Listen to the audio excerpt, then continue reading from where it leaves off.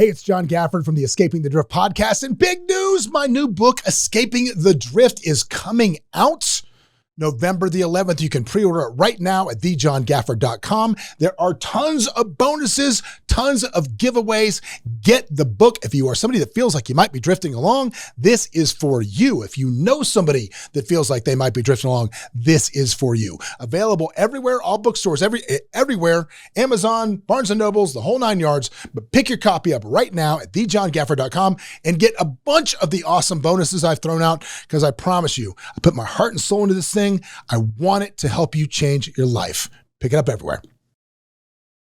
So essentially, if you find a deal, Tim will give you 100% financing on it, regardless of kind of if you've ever done this before, if the deal is right, because they lend on the deal, not so much the human. And then you can hire this hedge fund that can come in and do the entire rehab very quickly at a decent price and get you on the market and make money. And you don't even have to handle the money. If you sign a little agreement, we'll give them their 50% down, and then you don't even have to go check the house. And then they call you when it's done and let John go walk it and play Mr. Investor, and then we wire them the final payment. Oh my gosh. Wow. And now, Escaping the Drift, the show designed to get you from where you are to where you want to be. I'm John Gafford, and I have a knack for getting extraordinary achievers to drop their secrets to help you on a path to greatness. So stop drifting along, escape the drift, and it's time to start right now. Back again for another episode of the podcast with, like it says in the opening, man, gets you from where you are to where you want to be. And today, beaming into the studio, live from I'm not sure if he's in Dallas today or in North Carolina. We'll find out in a second. But this is a dude that I met a couple of years ago that is turning the fix and flip lending business kind of on its head, because he's done something that literally no other company is doing. It's an incredibly and let's just say it's an impressive business model that I wanted you guys to hear about. I'm curious to hear how it's going. And yeah, but without further ado, welcome to the program, ladies and gentlemen. This is the CEO and founder of Turnus Lending, Tim Herriage. Tim, welcome to the show, buddy. How are you? John, I am in Charlotte, North Carolina today. Thank you for letting me beam in. Because because the company is based in Charlotte, but you personally are based in Dallas. We know that, yes? Yeah, man. I mean, guys like you just get it. I mean, even though I live in Dallas, the mortgage talent is in Charlotte, and I started the company in a down market, which meant I got talent that normally wouldn't be available. So you just go where the talent is. Yeah, it's much easier to hire people that are qualified where there's a lot of that stuff for sure. Now let's talk a little bit about, obviously, for those that are listening to this and thinks like, I don't want to hear this because I don't do fix and flip real estate. You probably should, because this is more today about business models than it is about fix and flip stuff. Because the fix and flip lending industry, if you will, if you don't know what it is let's say you want to flip a house. Well, you go out and you procure a deal, and there's money you have to buy the house, and then you have to have money to fix the house so you can flip the house. And a fix and flip lender provides that money on an estimate of what the house is going to be worth once it's fixed up. They put all of the money, they give you the money to kind of buy it. You got to have some skin in the game, but then they put the money that you need to fix it into kind of their own little personal escrow account, and you can draw against it as you do repairs. So they finance the repairs as well. Then when you flip it, you pay them off and you make a bunch of money. That's the idea. And that idea has been around for a long time. I mean, there's a lot of people that have been doing that. It started as kind of a mom and pop boutique deal. Then it got very big with some larger companies. I know that Tim ran one of those companies for a while, and I'll let him tell that story. But I want to go from the origins of that business to what you've decided to do now. You know, God, you go back 20 years ago, I read The E-Myth, and Michael Gerber always talked about entrepreneurial seizures. And ultimately, John, 2.5 years ago, I had an entrepreneurial seizure and founded the company. And you know my wife pretty well, and made her very uncomfortable. Because at the time, I was the executive director of this large national company doing billions a year in business, and I was bored and unfulfilled, right? You talk about drifting. I mean, I just, made a bunch of money and did business. I reread Simon Sinek's book, Start With Why. And it was crazy, dude. Like the first time I read it, it was all about my why. The second time, it really connected me with the business philosophy of understanding your customer's why and crafting your business around fulfilling that intrinsic need. And we were just talking about you have a luxury business, not everybody can sell a house business. And you started learning about Nike, just do it, because it's a Seattle-based running company and it rains all the time. And the ethos was just, if you're a runner, you got to be a runner and you just do it, right? Apple, right? Like innovation and God, I remember when they had the iPod. A lot of people don't know what that is. The whole thing was 1,000 songs in your pocket, right? Before that, we had the CD changer that hung on your wall, your belt, and so I was listening and I got all inspired and I founded Turnus. And you're right, the real lesson is in business, because this is my 17th startup. About half have failed. I've sold several of them. I took one public, and I'm just a serial entrepreneur. But this one, I spent 8 months planning, from detailed financial models to variable input models to positioning statements. It really has been, knock on wood, the best executed startup I've done yet. And that's just from all the experience of the ones that weren't the best. If you could go back to any of those early startups that failed, give me a couple key lessons you learned from those failures going forward. It's 100% capital and a plan for capital. A lot of times we're good at making money doing something, and we think, wow, I should just start a business around this. And you don't think about all the capital needs. You don't think about all the investment requirement in future, like infrastructure, technology, training, staffing, human resources. You just don't think about those things. And all of a sudden, you're still making money personally, but the business can't survive because you're undercapitalized. As you know, it takes a lot to get a business self-sufficient and growing. If you're fine where you're at, it's easy. But if you're trying to grow, so it took me 12 months to do my first 100 loans. It took 6 months to do the next 100 loans. At the end of this month, we'll have done the third 100 loan in 3 months. And then literally, I was doing the trajectory today. We'll do 100 loans in the next 45 days. And most likely we'll do 100 loans in December or January in a month. And so that curve means, I think today in my company meeting, I've got 8 new hires from the last 30 days that I'm introducing to the team. Those are people that I have to pay, but they're not really doing anything for me yet. They're training, they're learning, they're using the wrong freaking acronyms on reports and nobody understands what the hell they're saying.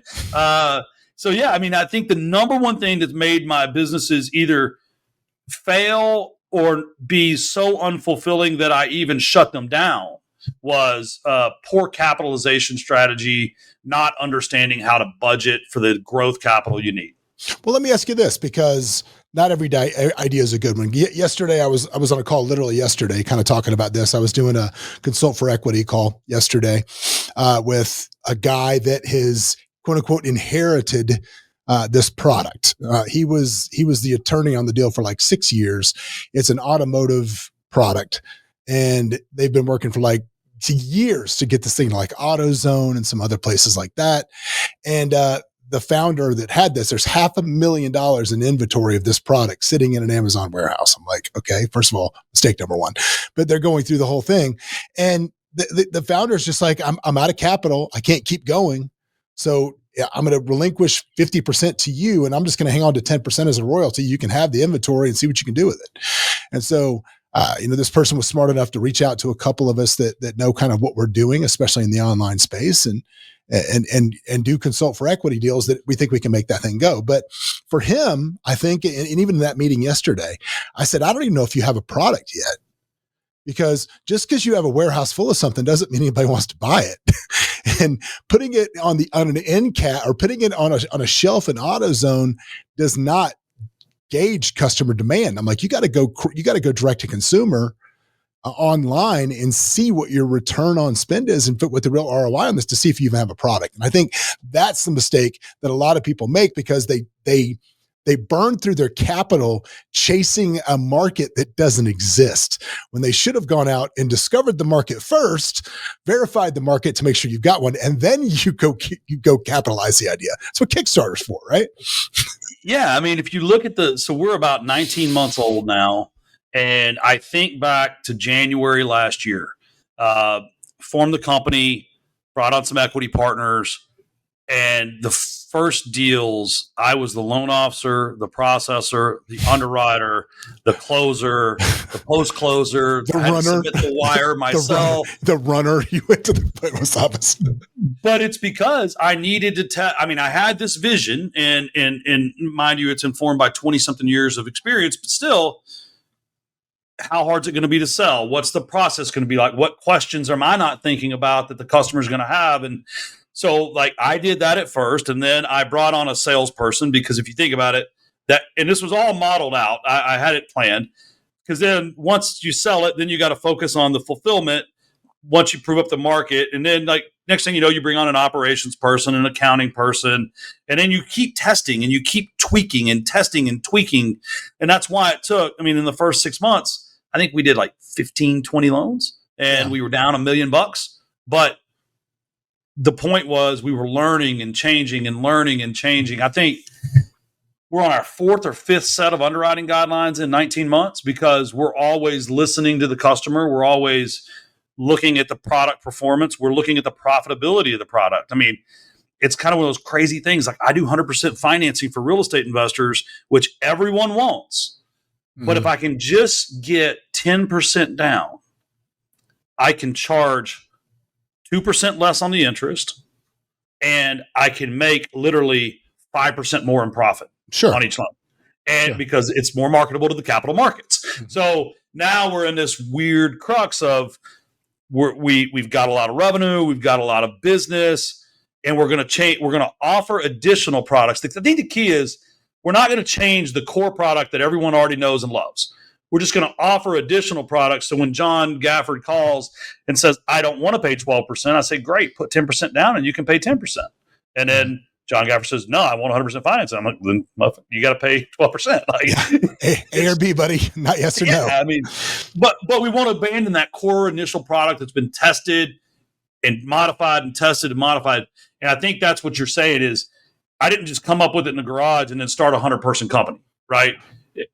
We grew into this. But I don't think your products are your products. But I think the unique selling feature of what you have is the equity piece. I want to walk me through the thought process or the discovery phase of, maybe I could do a company with this. Walk me through that. Like, what did you see? What sparked the idea? What sparked the interest? Walk me through that process. So I was listening to the Simon Sinek book again, and it hit me like a ton of bricks, because he talks about, when you have a product that's commoditized, it's just a race to the bottom and a race to consolidation. And it just hit me like a ton of bricks. I mean, lending is the most commoditized product ever, because the first question anyone asks is, what's the rate? What's the rate? Right. Mm-hmm. And then in the hard money space, the next thing they say is, what are your fees? Yeah. And I mean, it's just, and when those are the first two questions with any product, with any business, you're just commoditized, and it's a race to the bottom, and it's a very unfulfilling business, because you just feel cheap all the time, almost like your desire to be in luxury space. So I said, okay, well, there's all these millions and millions of customers. I've met tens of thousands of them. What do they all have in common? So I was really just developing an avatar. And that's actually, I'm going to get really, I don't even know if I've ever told you this. So the word Turnus is Latin for threefold. And it was based on the Simon Sinek golden triangle premise, right?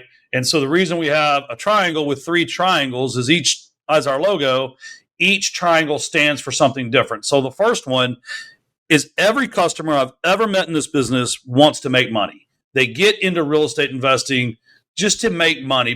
Maybe they're limited by their education or their background, and they see it as a way to make money. So that's kind of number one. And how does my company fulfill that promise? We make it easy to fix and flip a house and make money. And then you can also own stock in the company that, I mean, it's $1 a share right now. And I can't say a lot of things, but I can say I intend it to be worth more than $1 a share. That's the plan.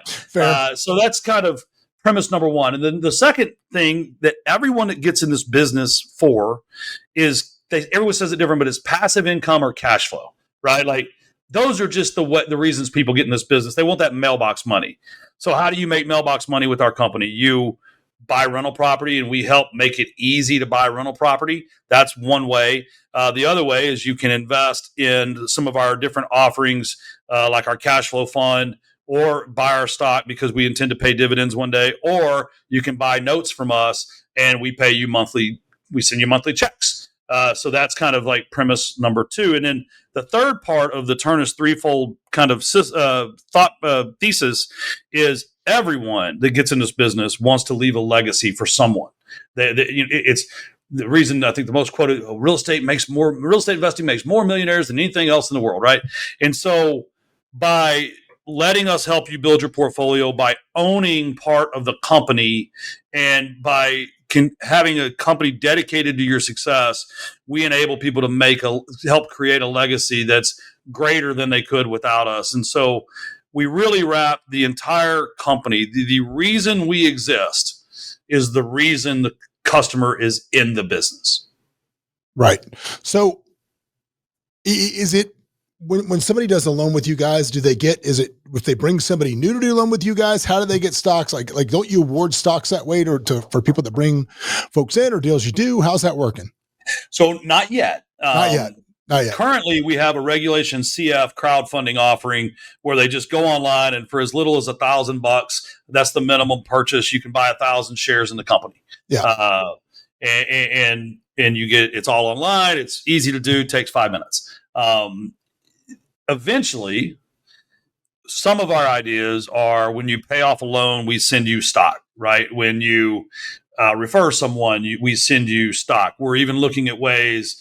There's actually securities you can do now where you tokenize the securities. So like we're looking at every application, every referral, you get a token, and then you can trade those in for stock. You can trade them in for discounts on loans. We're really looking at every way that we can reward the customer for doing business with us with shared ownership. As you know, the legal process of some of those things is rather expensive and complicated. Yeah. But the intention, and this is something most people will never do when they're in the business. My partners and I currently own a little over 90% of the business. And the intention is when we're done building this, that we own less than half the business. Like we literally started the company with the intention to dilute by sharing ownership and sharing the success with the customer base, we're already the largest customer-owned hard money company in the nation. And we believe that by sharing in the upside, we'll be able to create raving fans and fulfill people's real need of being in this business. Well, I think anytime you can let people have a piece of the company, they're more apt to stay loyal, B, more vested, and C, they become your best sales force. Yeah. I mean, as you know, in the Facebook army that is real estate investing, people, they just refer whoever the last person was that bought them a drink. It's like, oh, I was at the happy hour with Matt Stickley the other day. Dude. Call Matt, right? It's like, is that a referral? They're like, no, we have no idea who he is. But the other thing is on that is very funny. If you own a restaurant or a bar, even if I invest $5,000 in it, every time your friends ask for somewhere to go, you're going to be, go to, Tim's Cafe because, I own part of that. Like I'm one of the owners. I mean, and so there is part of that. It's definitely a unique selling proposition that you can build, just this army of salespeople that have shared interest in your success. So beyond that, what do you have planned to keep Turnus unique and on the cutting edge? So like the 100% financing we do is kind of funny. When I tell people, they're like, what do you mean 100% financing? I'm like, it's like the way it was when I got in the business 20 years ago. I mean, if you buy a good deal, I'll loan you the purchase and I'll loan you all the purchase and loan you all the rehab. And they just don't believe it because, John, 10 years ago or 12 years ago, when I started B2R Finance with Blackstone, there was no institutional capital in this space. And, at that same time, I know you were helping sell a bunch of houses to the hedge funds. And in the last 12 years, almost all of the capital in the space is now institutional capital. And I see myself, I helped cause that problem. I mean, I kind of helped deliver Main Street to Wall Street by starting B2R with Blackstone. We were the first institutional lender.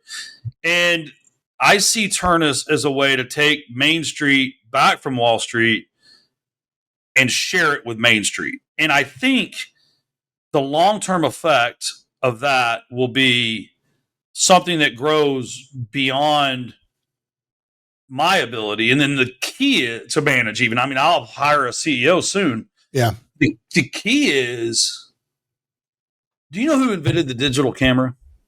Not Kodak. No, it was Kodak. Was it Kodak? Okay, got it. It was Kodak. But Kodak was founded originally by Eastman and Kodak to put the power of film in everyone's hand.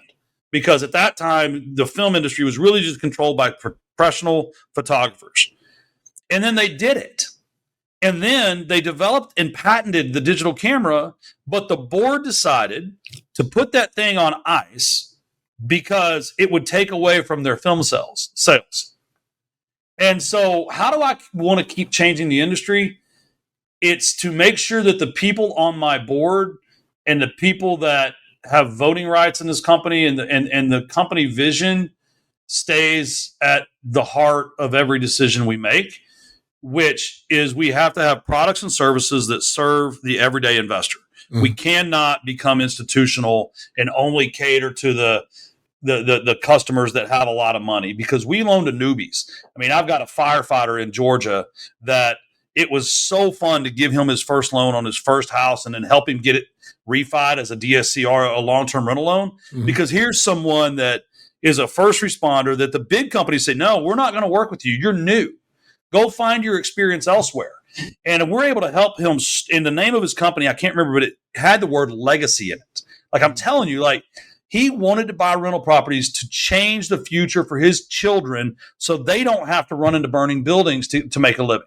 And like, the fact that we get to be a part of that, as long as we keep that mission at the core of the decisions we make, at the core of the leadership, at the core of the board of directors, I think we'll always innovate with products and offerings. And that's where, once we become fully owned by the shareholders, I mean, it will probably be an exit to an IPO or a large private offering to where we become controlled by the customer. And you just do your best to maintain that ethos throughout it. Well, I think if people are listening to this and they're thinking like, God, how can they do that? How can they take that risk? How can they extend that kind of terms to people that are new? It's because of this. One of the things that makes your company unique is you've actually flipped houses. You've actually done this job. So you can look at a valuation pretty quick and be like, that's accurate. That's not. Because of course, as investors, you get after repaired values flung at you that are a little crazy sometimes. And you can be like, nope, no. This is what the comps actually say. And this is what it's actually going to be. So I think that's what makes you different as you guys understand these deals. Yeah. When we say for investors by investors, I've done a couple thousand flips. My wife, Jennifer, and I still actively acquire real estate investment properties in Texas. And most importantly, Kiavi, who's the largest lender in the space, they don't do appraisals. Their internal valuations have actually been proven to be more accurate than appraisals, which is why by the way, I didn't even tell you the best part. Not only do we do 100% of purchase, 100% of rehab, we don't pull your credit or order appraisals because it's asset-based lending. The deal is what we're looking at. And, thanks for pointing that out. I mean, we are really good deal people. And, it's a family business. I brought my brother in because he used to work for me in my flipping business, and I needed a way to skip because I can't look at every loan, right? Like, I mean, I could at the beginning, but now, I don't. You ask me, hey, what about this address? I'm like, I don't know. I mean, geez, who knows? We got $20 million in assets under management. So yeah, and now the challenge, John, is how do I scale it? And we're working on building technology. We're spending a lot of money on technology right now. We're working on building training manuals. How do I duplicate my knowledge and make sure that it's ingrained in every department? How do I duplicate my brother's knowledge? And because now in the valuations team, I was texting him before this. I said, hey, dude, people are complaining about your responses. What's up? And he said, man, I've never been this busy in my life. We're going to have to bring someone else on. And then, as you know, being a founder yourself, shit, how am I going to train that person? How am I going to count on them like I count on Jamin, right? Like, and I'm fairly certain that we'll figure it out. We've got a plan in place, and it comes down to appraisal management software and valuation management software and workflows and reviews. But yeah, I mean, it's being asset first is definitely a differentiating point of view, and it brings its own challenges because, as you know, sometimes we close these loans and they're great loans with great customers, and we perform really well, but the banks don't want to loan us money against the loans. And so you start running out of capital. And that's where I come in. No, for full disclosure, if you're listening to this, Tim has we'll just call it a big chunk of money of mine. And yeah, and I love it because here's why. There's levels to the game, and there's levels to this game that we call real estate. And yes, there's flipping, and there's wholesaling, and there's buying rentals and that stuff. And luckily, you get to a place where sometimes you just want the return. You don't necessarily get the write-offs, but you want the returns without the headaches. And if that's kind of where I am in a lot of places. So when Tim runs out of capital or these guys, you can buy these first position notes from him, and the risk is pretty low. Your first position, there's normally 70% LTV on them, and the return is massive because the velocity of the money is very quick. The money goes out, the money comes back, and it's something that I have been very happy with since we started doing it. And I love that, but that's one of your triangles though, is you're taking it away from Wall Street, the institutional money, and allowing your Main Street investor like me to be the wholesale line that you need. Yeah. I mean, we put you in the position of Wells Fargo, right? Yeah. I mean, you're able to obtain capital at a certain price and then buy revenue at a higher price and strip the difference. And, it's honestly, it's the reason I love the money game. So like the Banker's Code is a book I love. Mm-hmm. Richest Man in Babylon was one of the first ones I read. I was like, okay, there's levels to this game. And, I was raised in a family where you trade your time and energy for money, and money is a reward.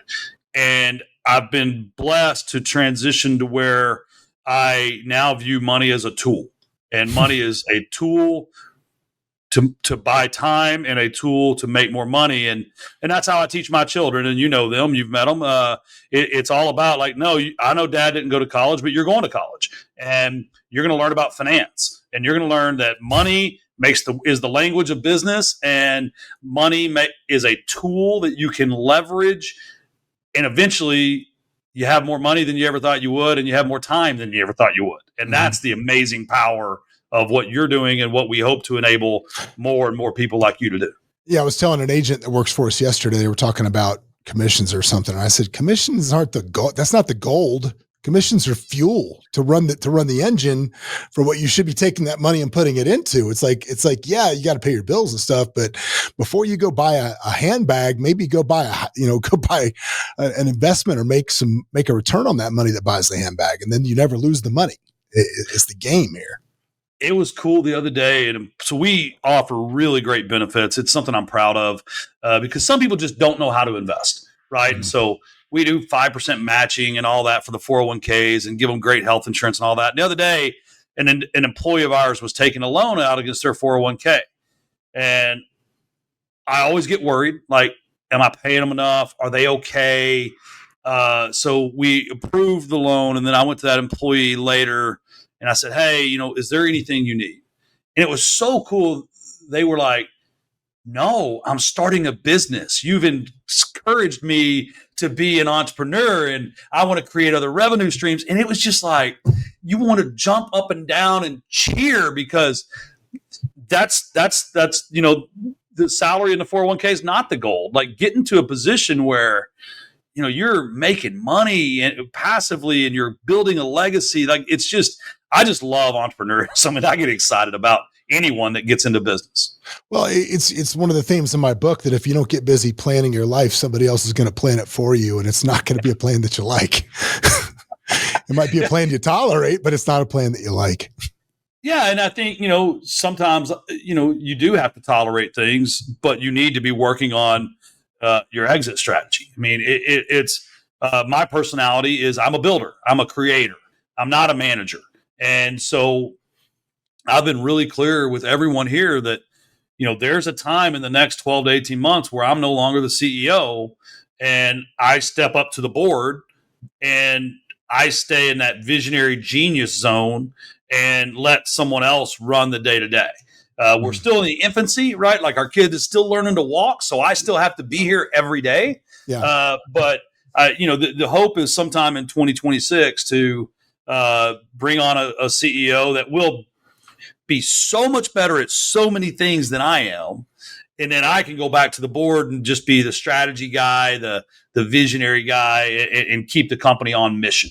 Well, let me ask you. It's funny you talked about mission yesterday. I think you saw my post about it yesterday, but an experience with a company that had obviously been purchased by, rolled up into a larger pool. My pool got retired, right? After like 3 years, my pool guy just said, I'm going to retire. Okay, cool. So I need a new pool guy. So I just jump on Google and I see a place with like 50, 5-star reviews. I'm like, cool. I fill out their online form and there you go. And it takes them like 2 days to get back to me. They get back to me. You got to go into their Calendly link and schedule an appointment. And then the guy comes over and I'm like, well, how much is it going to be? And he's like, well, they're going to send you a bid to approve. And I'm like, for pool service? And he's like, yeah. And so I get this bid that's got all these extras put on. I'm like, no, dude, I just need the pool. Just get rid of that. I just need my pool cleaned. Right. And then it takes them like 4 days to get back to the adjusted bid. And now I'm like day 8 or whatever. And I'm like, what in the world? And then finally they send me your bid is approved. And on day 9, they send me a link to, okay, now you got to set a Calendly link for an onboarding call. I'm like, we're cleaning my pool. And I call the guy, I just call the company and I go, guys, I don't have time for this, right? I'm terrified if there's a problem. Now I'm going to have to set a Calendly link to do this. Do you want to clean my pool or do you not want to clean it? And the guy pissed off about it. He goes, well, if you don't want to go through with our procedures, we can just cancel the order. And I instantly knew what happened, right? I've been around long enough and I've scaled enough businesses to understand that this is where SOPs have now gone too far. They spent all this time and energy to develop this standard operating procedure to make them more streamlined and more efficient and more transparent to the customer and all this stuff. And at the end of the day, all it's done is make it harder for me to do business with them.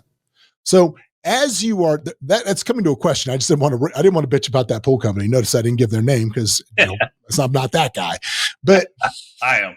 But no. The only company I'll ever disparage is Chili's. Chili's, suck it, Chili's. Suck it. You suck it. I'd rather starve than eat at your restaurant. But anyway, as you're building your company, man, how do you craft the SOPs to a place where you don't lose that ease of people doing business with you? How do you make sure that doesn't happen? So for one, not only am I the founder, I'm also a customer. And I have this amazing wife named Jennifer that goes through the loan process about once a quarter. And John, I know you have this amazing wife named Gidget, but she doesn't really hold back her feedback to make you happy, does she? No. Yeah. No. So that's one way is Jennifer and I do loans with the company. And when they're doing something stupid that we never agreed on, I get an email, I get a text, I get a screenshot. It's like, why are you making me do this? And it's like, I'm not. It's an SOP going off the rails. Let me get involved. And then, I believe every business owner should secret shop their company consistently. Amen. At least once a week, I'll call from a masked number and just go through the phone tree, right? And I get stuck on hold sometimes, and I'm like, what the? And by the way, then you know how much salary you're paying by the hour, and you're kind of like, I can't even get my phone answered. And then I'll call after hours and I'll test the answering service that we use on the weekend, and they won't be able to answer my questions. And I'll turn that into, hey, marketing team, we need to go back over the scripts with the answering service. So I think I call myself a velociraptor, which means I kind of run around and test the fences as much as possible to find out where the vulnerabilities are. It's good. It's a good way to picture me, actually. That's a great analogy. Yeah. Yeah. I mean, it's, I think you have to be obsessed with customer experience and customer service. Otherwise, you will become just like everyone else, and then you lose your strategic advantages. So, I mean, before this call, I was in there with our loan officer team going over what their problems are. Like, why is this file in processing for 7 days? Why aren't you fire the customer? Call, because by the way, if my process is John Gafford has to click this link, if John Gafford doesn't click it in 3 or 4 days, I need to call John and say, hey, John, maybe we're not the right fit for you. Like, let's just move on. I don't want you to have a bad experience.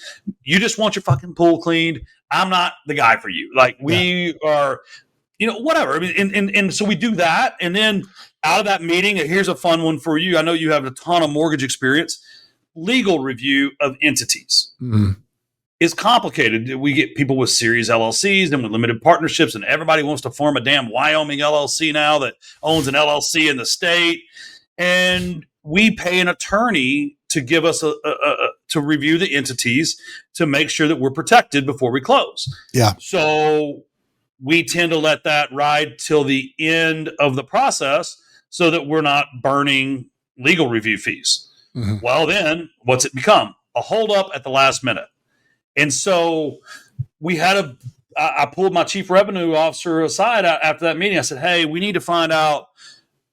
I feel like one entity should be included for free, but maybe we increase the application fee by $240 since it's $120 per entity and half are going to fall out. And which, by the way, we credit the application fee to you at closing if you close. Sure. Right. And I said, and then we can do it in parallel. And then we don't run the risk of, burning that cash. Or we need to figure out the exact number that fall out, which I think it's right now around 43% that fall out after processing. And just, it's a sunk cost and it goes into your loan level economics. But bottom line is you can't wait to review entities until the day before closing because you're going to have unhappy people and you're going to miss deadlines. And I'm going to fix that next week. Yeah, I think what did I read? I remember I read it the other day. It was saying the only real job of a CEO is to increase revenue and remove bottlenecks. That's it. Yeah, I believe that. Increasing revenue is, you were talking about the model and the plan earlier. We believe we'll be break even around 72 to 73 loans a month, which should be sometime in the fourth quarter, mm-hmm. which will basically mean for the first 24 months we ran in the negative. But it's been very intentional. You have to build the platform in order to scale the platform, but we are looking at ways to increase revenue without impacting the customer, right? Or at least the customers that close.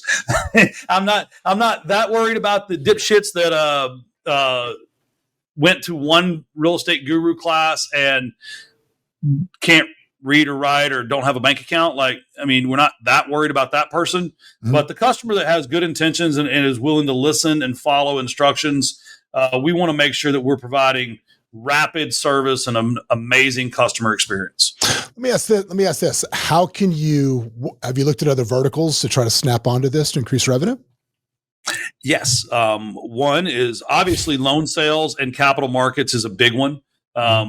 We've got, through a lot of hard work, we've got a group that's literally about to give us 9-to-1 leverage. So with $1 million, I can do 10 million in loans, and they're going to loan us the money at 8.5. So, you turn a 12% interest mortgage into a 39% return. Yeah. So that works. In other ways, insurance relationships, because every file needs insurance, and this actually goes exactly what you said. Half the files are delayed because insurance agents are lazy. Yeah. And someone just called their stupid State Farm person that doesn't understand how to insure one of these. So we have actually already formed Turnus Insurance LLC. I was gonna ask. That's the move. That's the easiest bolt-on in the world. Yeah. And so we're working on that. Technology. We believe that some of the technology we're creating can be licensed out. We've taken some strategic investments in a couple different technology companies, and there's some lead generation revenue we can generate there. Our fund management business, we take management fees. So that's we raise capital from accredited investors. So that's a way we add revenue. Servicing, we service all of our own loans, so that adds revenue. Eventually, we could service for others. I don't really want to, but it is an option. And then look, there's this space of events that can add revenue and lead to sales and lead to capital raising and lead to reputation that could make a lot of sense. Mm. Well, I know you're working on something with Justin Colby, our friend, coming up soon. Yes? You want to talk about that?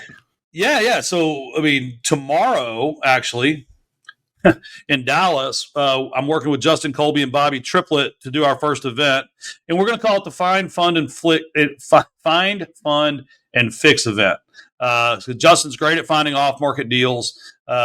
I'm obviously great at funding them. And Bobby Triplett, he ran all of the construction for Blackstone in the state of Florida during the ramp up. And now at OfferPad, they did tens of thousands of renovations.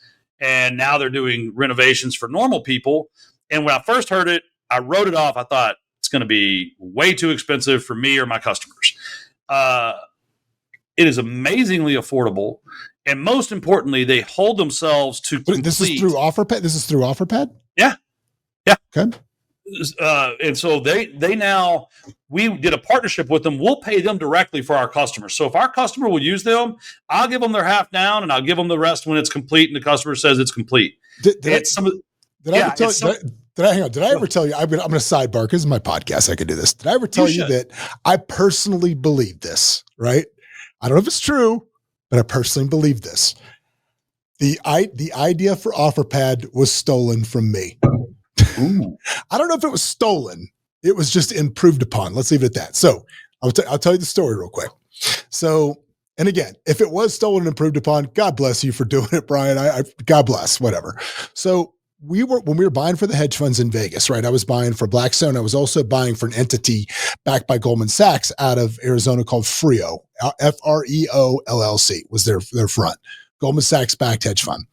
And I was their biggest buyer here in Vegas. Their biggest buyer in Arizona was a guy named Brian Baer. All right. So Brian, we also bought some stuff in Vegas so could see what I was doing. So we invented a platform and I built it out called Listing Dealer. And my idea for Listing Dealer was agents could come and put their pre-marketed listings directly on our platform and then get multiple offers, because I was representing multiple hedge funds, multiple offers directly from one from Blackstone, one from Freo, and then they could double in their listing, right? It essentially worked exactly the same way OfferPad does, just for agents. And then he just cut the agents out. He just essentially took my idea and cut the agents out and then just did it straight to consumer. And I was like, but wait, no. Oh man, geez. So anyway, God bless him for taking my idea and improving upon it, which I think is the magic of the free market. So good for you. But yeah, at the end of the day, I'm responsible for that. Well, look, that entire iBuyer thing, they were one of the few that did it right. Yeah. They actually made money and didn't get loose in their criteria. And then now you talk about adding revenue. They decided we've got all these crews. We've been doing this for 5 or 6 years. Why not do it for the normal customer? And Bobby and I were talking about it. It's going great for them. They love it. They love working with the normal customers.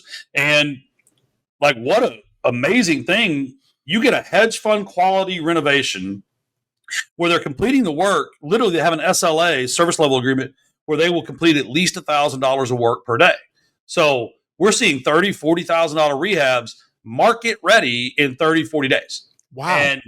And so for a new investor, where that's where you're probably going to lose your money, you're going to screw up on the rehab or have a contractor yank you around. It's just one heck of a deal. So we're doing that Find, Fund, and Fix event this week in Dallas. So let me put that together for those who just missed kind of what you said. So essentially, if you find a deal, Tim will give you 100% financing on it, regardless of kind of if you've ever done this before, if the deal is right, because they lend on the deal, not so much the human. And then you can hire this hedge fund that can come in and do the entire rehab very quickly at a decent price and get you on the market and make money. And you don't even have to handle the money. If you sign a little agreement, we'll give them their 50% down. And then you don't even have to go check the house. and then they call you when it's done and let John go walk it and play Mr. Investor, and then we wire them the final payment. Oh my gosh. Wow. Yeah. Pretty good deal, right? That's a great deal. What states are they doing that in? Nevada, which I don't know there yet. I'm trying to ask John Gafford for help. Colorado, Arizona. I'll help you whenever you want. You know that. You always get my help. Texas, Tennessee, Florida, Ohio. They've got a pretty good footprint, and they're going to grow. So it's basically everywhere they were doing their own houses. And the coolest thing is their crew has no idea if it's a corporate home or an independent customer home. So you get literally the exact same treatment as if you were the big hedge fund. Wow. Yeah. That's good. That's cool. That's great. That's very cool. Very, very cool stuff. All right. What else, man? Well, we got a big event coming up in Dallas, not too distant future. So real quick, how do they come to the event tomorrow if they want to do that? Lord, I don't know. Just find me on social and click the link in my bio. It's on Eventbrite and it's on like all of our social channels. We should have like a Turnus Events webpage. I definitely talked to the BD guys over in the corner shaking his head like, yeah, I know this is now a task for me. How do they find you? Where do they find you? Yeah, I'm at Tim Herriage on every platform. Tim Herriage on every platform. Yeah. Herriage. If they want to do business with Turnus, how do they find Turnus? TERNUS at Turnus.com. Fun story. I've only got 11 minutes left, but it was actually some dude's last name. And before I even registered the company, I went and bought the URL, had to hire a domain broker. I paid $15,000 for the URL. And Jennifer gets the Amex text at GoDaddy for $15,000. Yeah. And I get the call. What are you doing? And I'm like, it's that idea I told you about. She's like, oh my God, I cannot believe I married this man. But yeah, so that's how I get started. See, that's a good lesson in itself. You got the URL first. I was Chat GPT and like threefold triangle, golden triangle, three-way capital. There were some weird names there. Don't go there, John. But like, it was like, but I found it and it worked. And I wanted a short URL. I wanted something that was really super short and had meaning. Because the whole company's about a vision. But then we just bought a couple hundred of your books. I think I've already bought like 200 now. I don't even know. You put the first link out, and I think I did the max order on Amazon. But no, so we're doing a big event as part of the 5-Star Conference, which is near and dear to my heart. I got my start there. That's where I met Blackstone, and that's where the 5-Star Conference is in Dallas, September 28th through October 1st. It's all about defaulted servicing, the real estate, the foreclosure business, REOs. And as part of that, they invite me to do a workshop all day Wednesday, October 1st. It's all day Wednesday, October 1st. If you register for the workshop, you actually get to go to the entire 5-Star Conference for free. So that's like an $1,100 ticket. And just all day, what I've done is ask my friends to come in, and I've crafted an agenda where we're going to go through the current state of the market. The real estate market is struggling right now. 73% of metropolitan areas are down year over year, and that's in value and in transactions. And I've invited a bunch of people that have done this before. So John Gafford's going to speak, and we're going to be really raw and real about how do you make money in a down market. Don't let it scare you, but don't be dumb, right? Yeah. Justin's acquired for the hedge funds. He's going to be there. Bobby obviously does the work for the hedge funds. He's going to be there. I've got Greg Herleen coming in to talk about self-directed IRAs. And obviously he's got enough experience that he's been through this rodeo before. Yeah. My partner, Ron Cedillo's coming in. And he's got several big REO contracts, and he's going to talk. But no, I'm just saying it's so funny, man, because you don't realize it, but when you've been doing this as long as we have, right? It's like I see the reports, I watch the data, I see the stuff, and I'm just like, I'm like the old grizzly vet in the corner, just like what? Nothing, wake me up when it craters. It's like, who cares? And like these agents that have been in the business since like 2017 or flippers or investors when, it's just been a hockey stick straight up. They're all running around like their hair's on fire. It's like, calm down. All will be well. As a matter of fact, it's like I tell people all the time, yes, it's terrible because I'm a residential broker and we do so much business and we have so many clients that own homes. But dude, if the market was to crash, I get rich when that happens. Like that's like nobody's secretly kind of rooting for that more than me. And that's why when I say I just don't see it happening, I just don't see it happening. Hey, it's John Gafford from the Escaping the Drift podcast. And big news, my new book, Escaping the Drift, is coming out November the 11th. You can pre-order it right now at thejohngafford.com. There are tons of bonuses, tons of giveaways.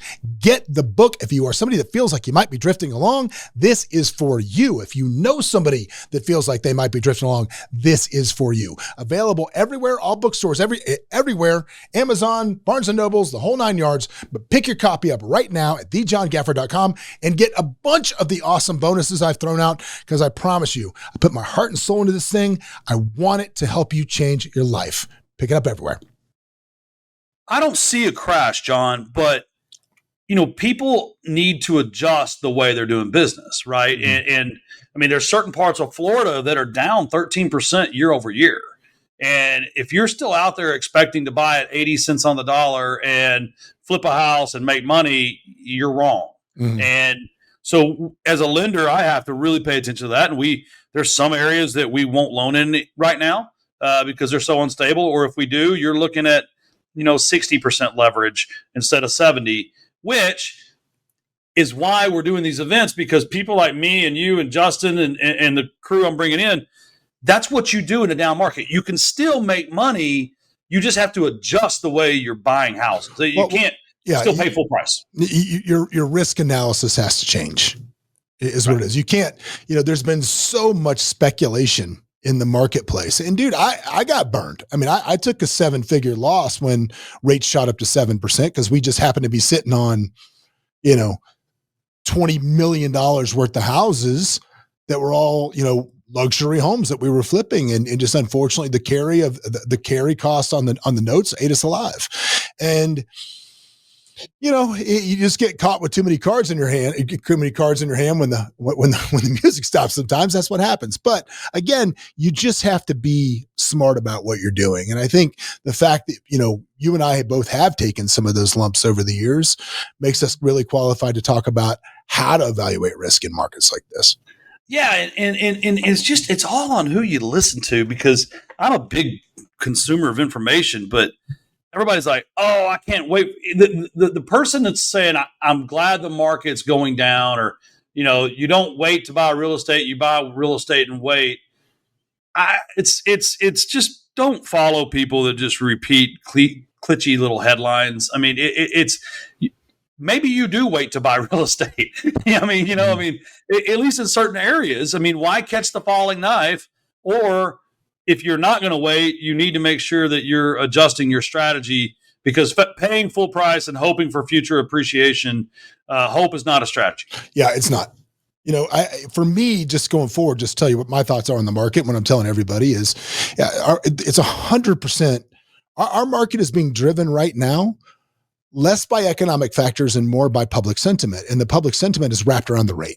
It's the mental thought of that rate, because so many people got those rates in the 3s back when they could in the early 2021, and they're married to them. And so what's going to happen is when you see that rate, they're projecting now, Fannie said 6.1 by the end of the year. I think it's going to be lower. I think you're going to see, now that the jobs report are coming in nice. I saw the best jobs report tweet ever the other day. It said, after the Florida Gators lost to the Bulls, South Florida Bulls, it said, yeah, the jobs report, Trump said they weren't going to get adjusted anymore, but they are, because it did say 25,000 jobs were created. Now it says 25,001, because I guess Billy Napier's going to get fired.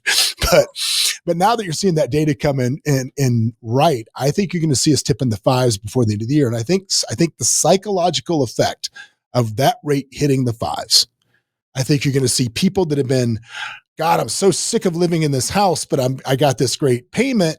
You're going to see them, okay, maybe I'll swallow a rate there now. And when it gets to 5.5, it's going to be an absolute onslaught. It's going to be just a waterfall. I completely agree. That's why we're building Turnus for a DSCR refi boom in Q1, because same thing in the investment property space. Rates they went from, I was locking at 3.5 to you were lucky to lock at 8. And some people did because they had vacant inventory. They had to get refied. And so I think next year is going to be a great year for all real estate industries. But there's certain markets that are going to have to come down a little bit. I mean, they just agreed. Just going to happen. Doesn't mean they won't one day recover, but again, hope is just not a strategy.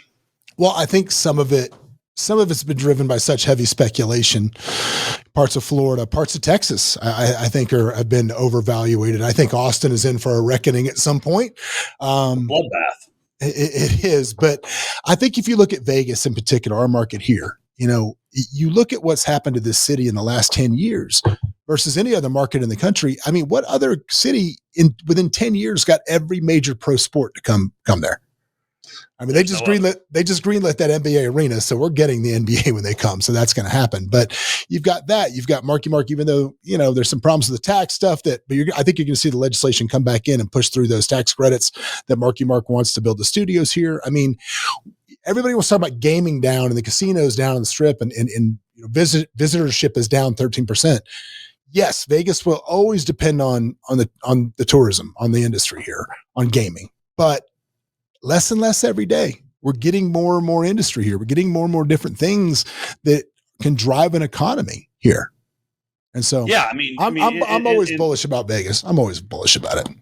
Look, it's gonna be up, it's gonna be down, it's gonna be up, it's gonna be down, but it's getting more and more diversified. And if you think back in the '80s, Texas was oil. That was it. That was our entire economy, and now, like less than 20% of the Texas economy revolves around oil. So these things change, and the people that are willing to be pro-business and attract businesses and diversify their job, base is they're the ones that are always win. Yep. Cool. All right, buddy. Well, I know you got to go because you got a meeting you got to get to. Any last thoughts for the folks at home? No, I think the way you started this thing was perfect. It's no matter what business you're in, you have to understand the language of business is money, and you have to know where your money comes from and where it's going, and you need to make sure you're well capitalized. Other than that, October 1st, 5-star conference. Come see me. Find me on socials and check the link in my bio. You can register and buy tickets there. Love it. Thanks, buddy. I'll see you soon. Thanks, John. Man, well, that was a fascinating talk. And like Tim said, if you're going to start a business, it's one thing to have an idea. It's another thing to have a product. But if you don't have the capital, you're going to talk about they're not even profitable yet, and they're going to be profitable at the end of this quarter. So understand what the runway is, understand what your burn rate is, how much capital it's going to cost to get you from A to where you want to be. And don't go into it with I'm just going to figure it out, because it's a recipe for disaster. We'll see you next week. What's up, everybody? Thanks for joining us for another episode of Escaping the Drift. Hope you got a bunch out of it, or at least as much as I did out of it. Anyway, if you want to learn more about the show, you can always go over to escapingthedrift.com. You can join our mailing list. But do me a favor, if you wouldn't mind, throw up that 5-star review, give us a share, do something, man. We're here for you. Hopefully you'll be here for us. But anyway, in the meantime, we will see you at the next episode.